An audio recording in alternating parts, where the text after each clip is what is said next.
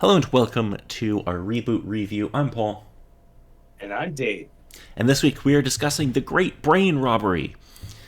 Shockingly, this is absolutely a pun on the Great Train Robbery. Yeah. Anyway, this episode originally aired December 31st, 1994 in Canada, or March 18th, 1995 in the US.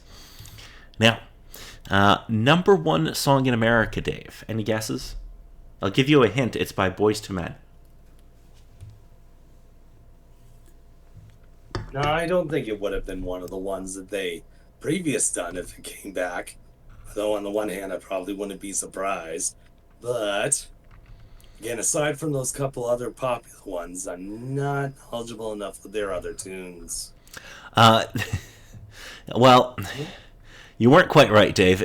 On Bended Knee is back as number one. On the one hand, I'm not too surprised. On the other hand, I'm mildly mortified. And then on the third hand, shoot, I'm going to have to get that fixed again. But again, on the third hand, it's just kind of the case of songwriters. They spent 17 weeks as with the number one song that year. That's Yeah. insane. And it was all basically in the back half of the year. No, it was all in the back half of the year. My God. Anyway, number one film in America this week, Dave, and it's still Dumb and Dumber. Apparently, people really like Jim Carrey in 1994. Yes, it was mildly hilarious, despite the one scene. And yes, we all know the one scene. I don't, because I don't think I've seen the movie. Anyway, moving on to the episode. So, in an attempt to access the supercomputer, Megabyte hires a hacker named Mouse to enter Bob's brain. However, their plan goes awry when they wind up inside Enzo's brain instead. I'm surprised they could find it because it must be tiny. Anyway, we meet Mouse in this episode, Yes. and I like the character of Mouse. Mouse is interesting. I Oh, don't. so neat. There is one thing I want to point out, though.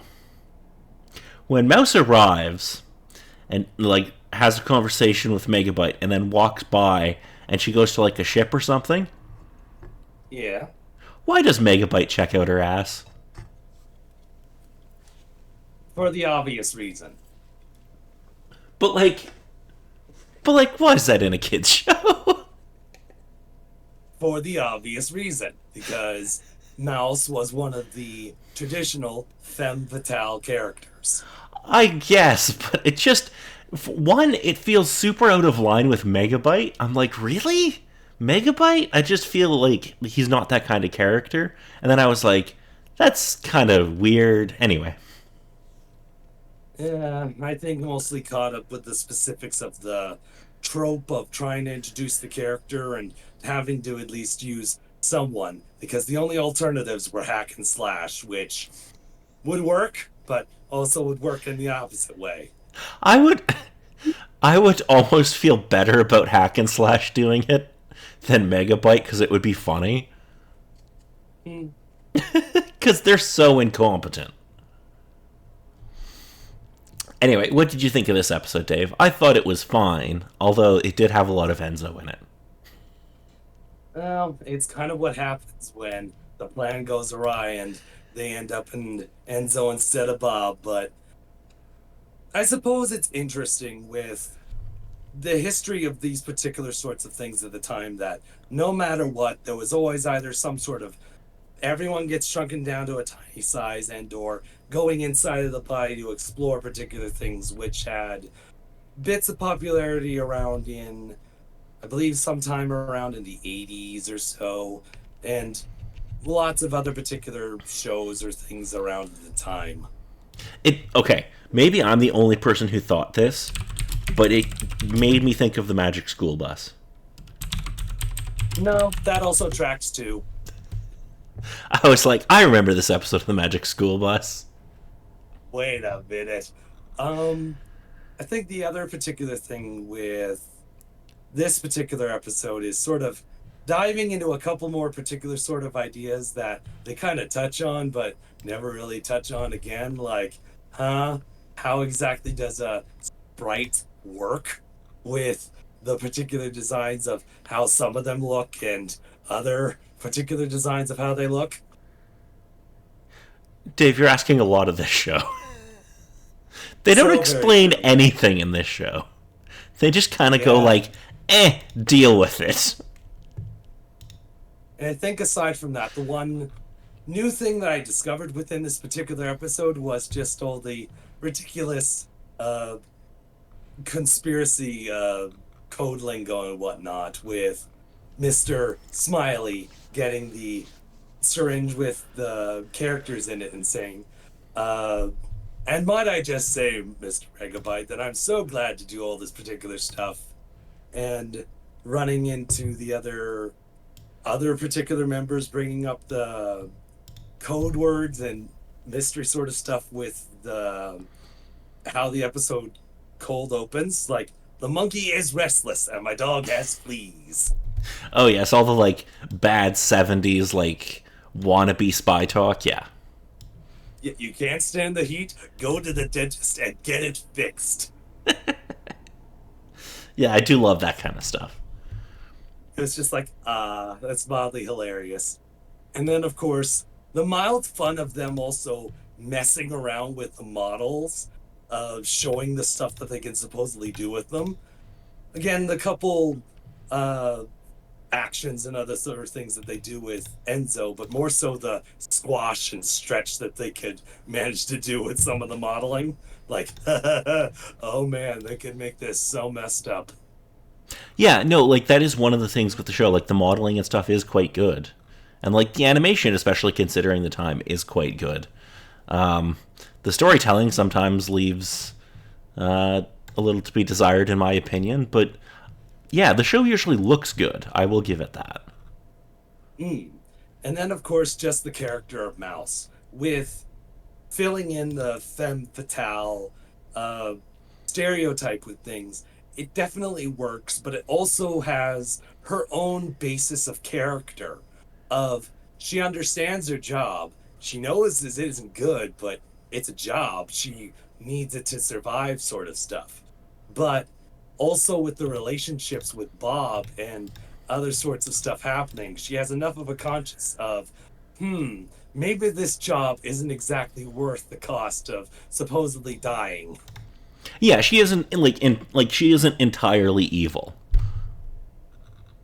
Like she does quote unquote bad things, but she doesn't go like too far, right? Like she's kind of like okay. The best example I can she's like for okay for wrestling fans, she's a tweener. She's not a face, she's not a heel, she's somewhere in between. She kind of just does whatever's Okay. best for herself. Okay. Either one of those particular people that's either most likely by themselves and whatnot, but would come out, do a particular thing like, oh, I never expect that to happen. And then everyone's like, they're gonna save the supposed uh, baby face of this supposed episode. And then they do a jerky thing by slamming it in the ground. It's like, okay, peace, and leave the stage sort of thing. It's like, I would oh say man, okay. that makes you want to curse.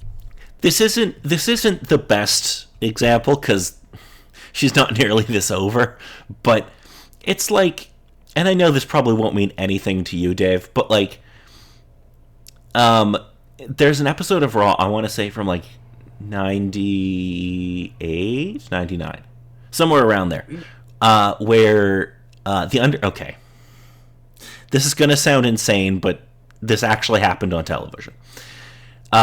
The Undertaker is going to forcibly marry Stephanie McMahon in a black wedding while she is tied to. It's totally not a cross, Dave. It's the Undertaker symbol. You're reading far too much into it if you think it's a cross. And as they're going. Surprisingly enough, with how much I've spoken to you about these particular sorts of things and not being super knowledgeable on it on myself, I could totally see this happening. Yeah, and then the say like they're about to finish the wedding, and then like Steve Austin, even though he's feuding with Vince, comes out and saves Stephanie. Where he's like, Technically, I hate your dad, but I also hate the Undertaker, so I'm willing to beat the shit out of him to save you. Hmm. But no, that's understandable, and it definitely seems to fit within this sort of situation. Yeah, I mean, it's not a great analogy, but there's like, I like Mouse. She's an interesting character, and I'm, if I remember correctly, she's going to pop up a bunch more in the future. Yes, she will come up in a couple more episodes and later on in the series become an actual character within the series. Okay, that's good. Yeah, I mean, I thought this episode was pretty fun for the most part. Like I said, I liked seeing a new character come in with Mouse. She was interesting. Um, Megabyte's plan was kind of dumb, but I was okay with it. And yeah, I thought it was overall pretty good. And on whole, at the very least, you saw Enzo sneeze out a tank. This is true. Yeah, that did happen. Yeah, yeah, yeah. Anyway, did you Not have? on whole with me. It's the case that I remember bits and pieces of this episode from childhood and whatnot, helping remember the series and whatnot from there, but definitely, especially with either the plan, the couple things done within the episode and whatnot, yeah, it works well enough, but there was only so much that kind of kept the episode together for me. Yeah. But Okay. on whole, it was still decent enough. But on whole, we just need to remember password is belly button, and there's no girls allowed. Alrighty. Well, if there's nothing else about this episode, next week we'll be discussing the episode Talent Night. Dot prepares a surprise talent show for Enzo's birthday. Megabyte is upset about not being invited and prepares a. Why would they invite Megabyte? He's delusional. Yes, one of the interesting episodes that's marvelous for what it is, but also a case of if you try to keep it within the base of the story, oh man, you're gonna be so confused. Alrighty. So until then, I'm Paul. And I'm Dave.